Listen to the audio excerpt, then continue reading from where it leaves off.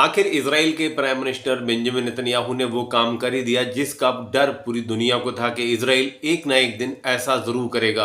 अब इजराइल की जो मंशा है वो खुल के दुनिया के सामने आ रही है। पहले तो ये काम दुबे छुपे होता था। इजराइल धीरे धीरे करके अपने जो सेटलर्स थे उनको इजराइल में बसा देता था, यानी कि जो वेस्ट बैंक की जगह है, गाजा के आसपास के इलाके, वहां पे अपने सेटलर्स को बसा देता था।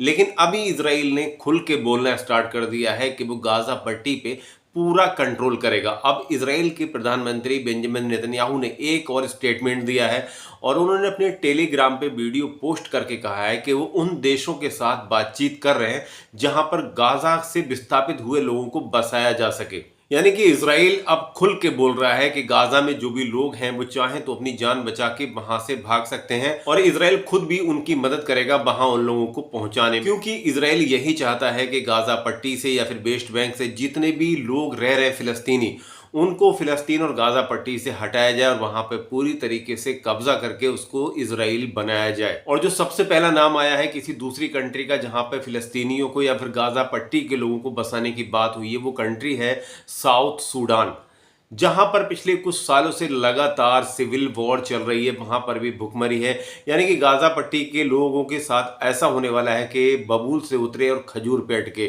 क्योंकि साउथ सूडान के अंदर खुद ही सिविल वॉर चल रहा है। वहां पर भी लोग भूख से तड़प रहे हैं क्योंकि वहां पर भी इतना खाना नहीं है जिस तरीके से सिविल वॉर चल रहा है।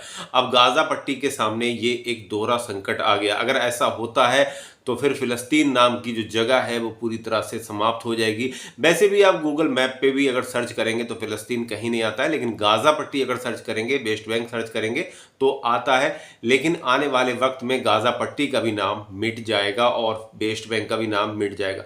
बहुत सारी कंट्रीज ने इस पे आपत्ति जताई है कि अगर ऐसा इजराइल कदम उठाता है तो ये टू स्टेट सोल्यूशन का खात्मा होगा, यानी कि पूरी दुनिया में कुछ कंट्रीज ऐसे हैं जो चाहते हैं कि टू स्टेट सोल्यूशन हो और फिलिस्तीन को भी उनका अपना राष्ट्र मिलना चाहिए। लेकिन इजराइल के जो कट्टरपंथ के लोग हैं वो बिल्कुल नहीं चाहते कि एक इंच जमीन भी फिलिस्तीनी लोगों के पास रहे, चाहे धीरे धीरे करके ही उससे वो जमीन हथियाई जाए, लेकिन हथिया ली जाएगी। और अब इजराइल की जो सरकार है उसने भी फैसला कर लिया है कि गाजा पट्टी को पूरी तरीके से डेमोलिश कर दिया जाएगा और ऑलमोस्ट डेमोलिश तो हो चुकी है, लेकिन अब वहां पर जो इजरायली सेटलर्स हैं उनको बसाने का काम भी स्टार्ट हो चुका है और इजराइल की कैबिनेट ने इसकी मंजूरी भी दे दी है। पिछले कुछ दिनों के हवाई हमलों में आईडीएफ ने जो हवाई हमले किए हैं गाजा पट्टी के ऊपर, उसमें लगभग 500 से ज़्यादा लोगों की मौत हो चुकी है और भूख से बेहाल गाजा के बच्चों की आए दिन तस्वीरें सोशल मीडिया के ऊपर ट्रेंड कर रही हैं। लेकिन इससे कुछ होने वाला नहीं है, क्योंकि इजराइल के हाथ में सब कुछ है, उसके पास सपोर्ट है, पैसा है, पावर है, सब कुछ है, क्योंकि अमेरिका उसके पीछे खड़ा है, बेस्ट पूरा उसके पीछे खड़ा है। कोई भी उसकी इन बातों को गलत मानने को तैयार नहीं है। सब ये बोल रहे हैं कि इजराइल जो है वो अपने सेल्फ डिफेंस में ये सब कुछ कर रहा है।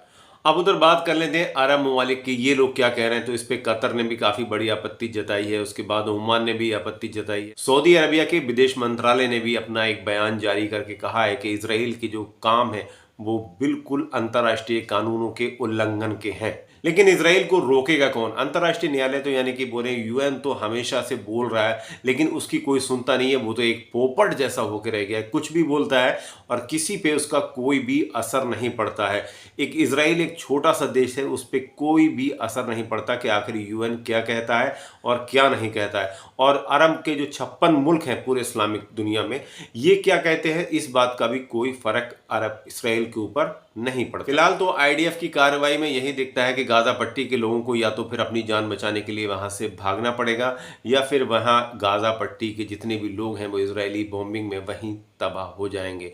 गाजा के जो हालात हैं वो दिन ब दिन बहुत ज़्यादा बदतर होते जा रहे हैं। वहाँ पे जो खाना है वो काफ़ी लिमिटेड सोर्सेस में है और आईडीएफ उस पर भी नज़र रख रही है कि खाना जो है कहीं हमास के लोगों के हाथ में ना पहुँच जाए। इस बात पर भी आईडीएफ की नज़र बनी हुई है और आईडीएफ लगातार ये चीज़ सर्च कर रही है कि हमास के हाथ में कुछ भी ऐसा न लग पाए जिससे उसकी मदद हो सके।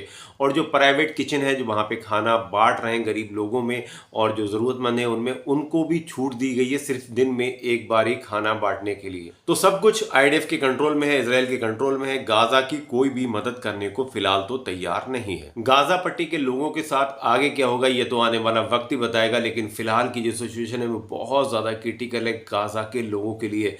अब तो ज़मीनी स्तर पे भी इजराइल ने अपने ऑपरेशंस को शुरू कर दिया है गाज़ा पट्टी के अंदर। तो आने वाला समय बताएगा कि गाज़ा के हालात और बिगड़ेंगे या फिर कुछ सुधार हो सकता है गाज़ा में।